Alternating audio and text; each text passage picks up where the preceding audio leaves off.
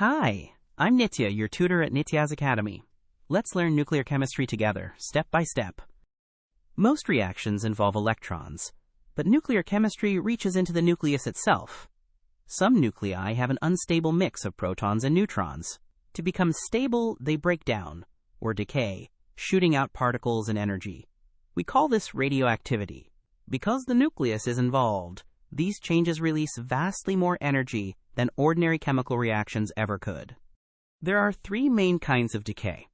In alpha decay, the nucleus ejects a clump of 2 protons and 2 neutrons, a helium nucleus. In beta decay, a neutron turns into a proton and fires off an electron.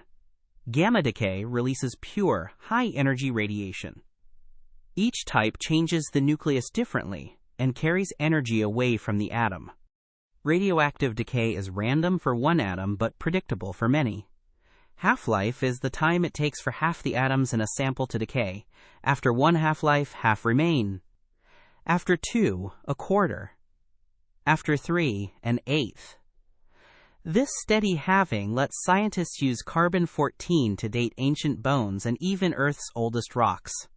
Nuclear fission splits a heavy nucleus like uranium when a neutron strikes it.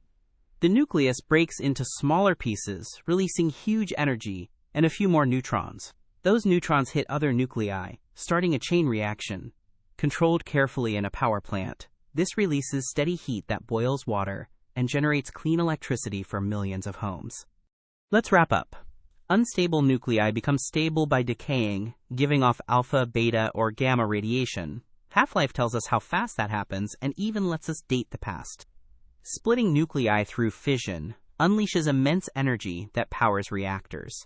Nuclear chemistry shows that the atom's tiny core holds some of the greatest power in nature. Great work! Keep practicing with Nitya at nityazacademy.com for free lessons, worked examples, and practice.